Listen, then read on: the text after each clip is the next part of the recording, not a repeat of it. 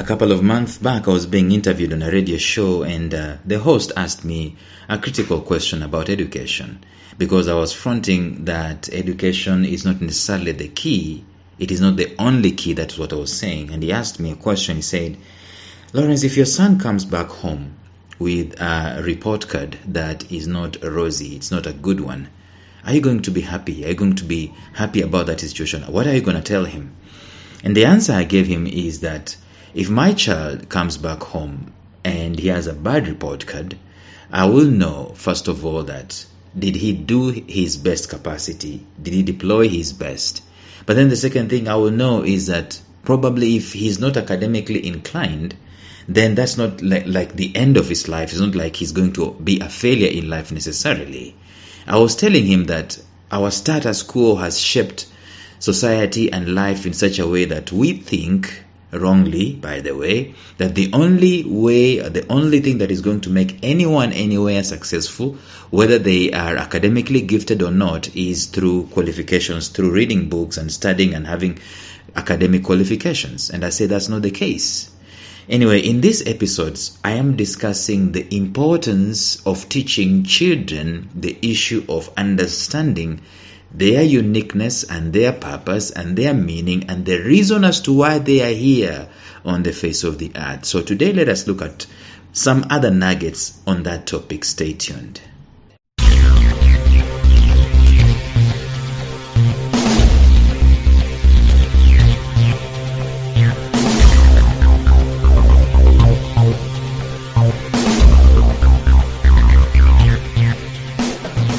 Welcome to the Life Signatures podcast with Lawrence Namale. Lawrence is a life coach, author, and keynote speaker who loves to tackle different topics on purpose, productivity, and resilience. His mission in life is to awaken all your boundless possibilities available in you. Life Signatures podcast is dedicated to bring to reality every single person who knows that deep down in their gut, there's got to be more to life than this. And now, here is your host, Lawrence Namale.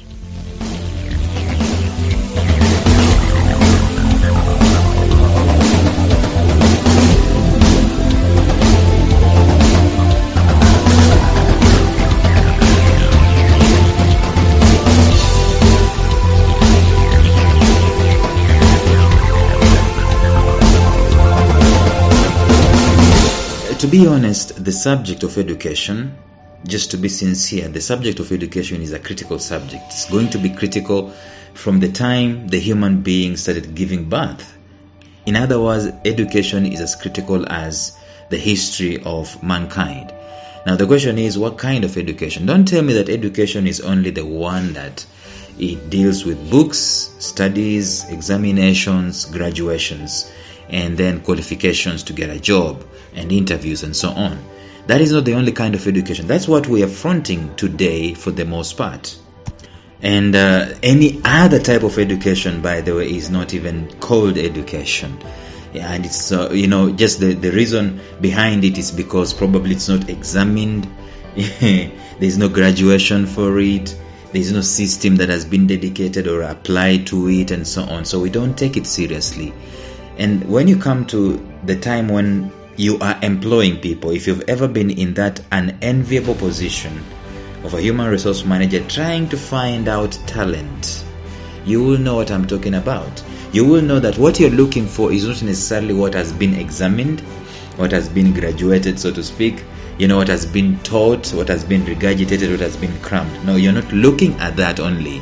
In fact, the reason as to why you're actually headhunting for someone who can work in the position that you're looking for is because you're looking at someone who can produce results. We think wrongly that the only way you're going to produce results is if you are skilled academically. But we also know increasingly that attitude is becoming an important part. Fitting in is becoming an important part. And increasingly, by the way, it's been noticed that very many people, millennials and going above, they are considering working only where it matters. In other words, they're working where there is purpose in their work. They want to join organizations that are purpose oriented. They want to have meaning. We're coming to the level in life where, let me tell you, dispensations have come and dispensations have gone. We started with the agrarian revolution, the Iron Age, we go to the Industrial Revolution and so on. And then we went to the revolution of the mind, the cortex, where people are just, studying and the mind is increasing and so on. Then there's personal development coming. But let me tell you, increasingly, the idea of people trying to find out why they are existing on the earth in the first place is becoming louder and louder and louder. Even in top organizations, you hear organizations like Harvard Business Review writing full-blown articles and even magazines about companies with purpose, even doing researches saying that companies that are doing purpose are tending to be more resilient, more productive, having more turnover in terms of productivity as compared to those ones that don't. My point is that purpose is becoming the mainstay, but we have a very big problem, friends. Our big problem about purpose is that it's not schooled. In other words, it's not in the education systems because it cannot be examined.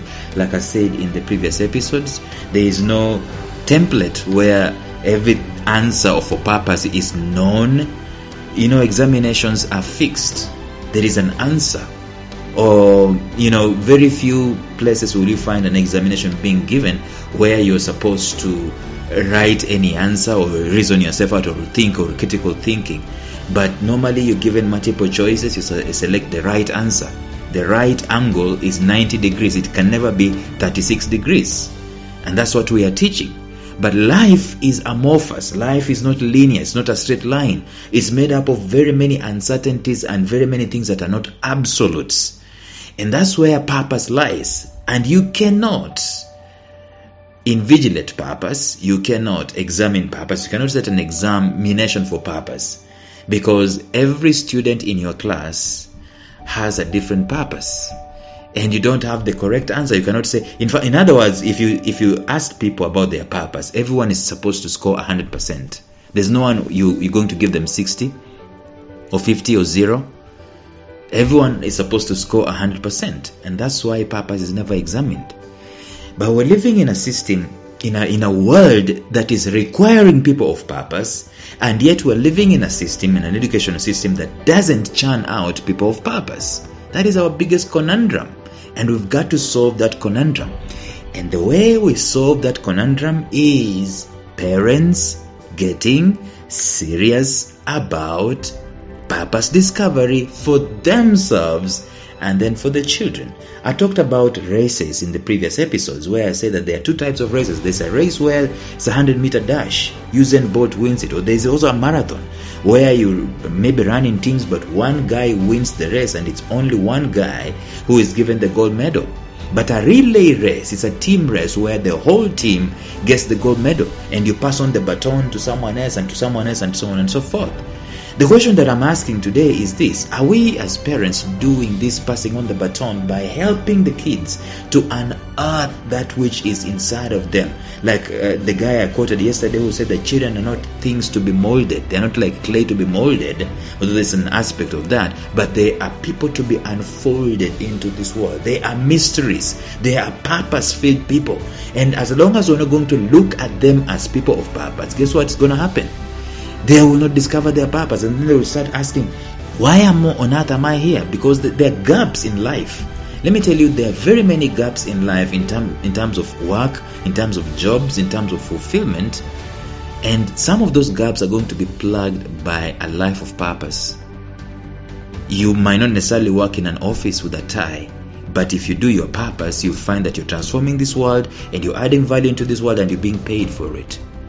And some kids later on are going to be asking, why didn't I get to know these things earlier? Why weren't my parents, why weren't my teachers exposing me to these things? The reason as to why we don't do this is because, number one, we cannot directly link monetary gain to the teaching of purpose.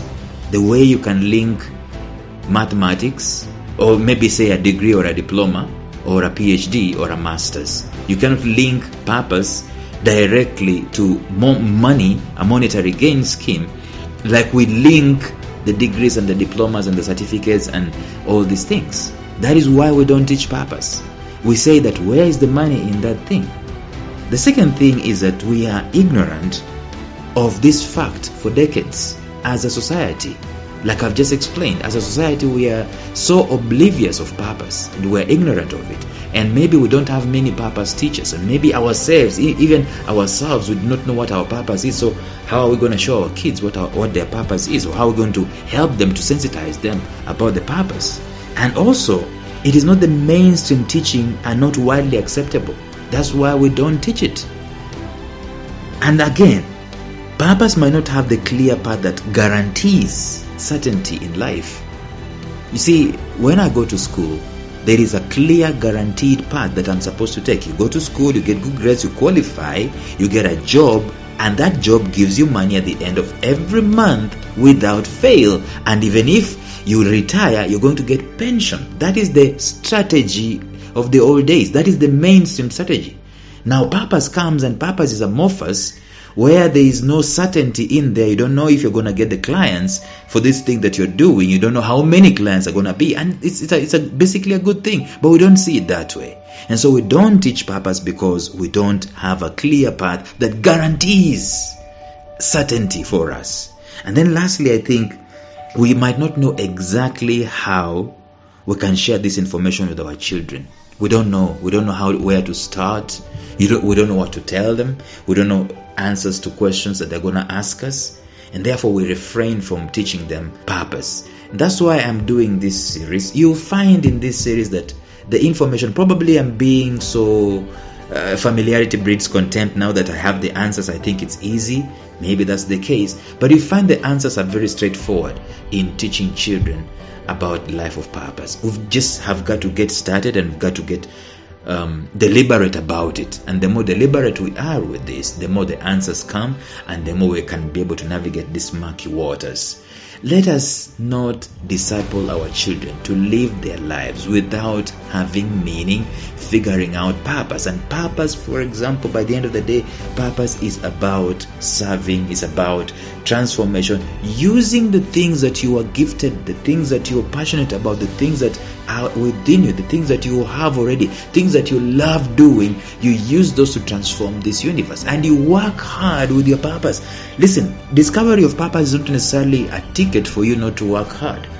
It's not a ticket for you just to breeze through life. We work hard, we toil. Yes, we're supposed to toil. There's nothing wrong with toiling. We are raised up in a society that bashes toiling and says that the guys who are working so hard are not the richest and so on. It's not about the riches. It's about transformation. It's about you found out your purpose is. You work hard on it. You transform yourself first of all, and then you transform the universe. You transform the world. That is why we live as human beings on the face of the earth. Tell me any other bigger reasons as to why we're existing. We cannot be existing on this face of the earth to pay bills and to die after paying bills, or maybe just to look forward to going to Hawaii for a vacation every now and then, and flying around in helicopters and doing a lot of it's useless a kind of life. Once in a while you do that, plan for it and so on, but man is not necessarily supposed to live that way. Man is supposed to live a life that is so expansive of their own capacity, and use that capacity to impact the generations, to impact this world. That's where you get your fulfillment from. That's where you deploy your purpose from. And now our children need to be taught that. Let us not continue teaching them this aspect of go to school, get good grades, and get a good job. No. Let us reverse this thing. Let us say, how about you look at yourself as someone this world is waiting for to manifest yourself. In fact, the Bible says that the kingdom of God is waiting for the manifestation of the children of the living God. And that's what we're supposed to be telling our children, that this world waits for you to manifest. It waits for you to show up with your purpose. What are you passionate about? What are you gifted with? What can you transform this world with? That is what we're supposed to be telling them, not go to school and get a good job and get good grades. That thing is no longer flying. That dog is no longer hunting. How many people are jobless today? So in the episode tomorrow, we'll start talking specifically about how exactly can we teach these kids on how to discover their purpose and how to live a life of purpose. But until then, let this consciousness start sinking into our psyche. Bye-bye.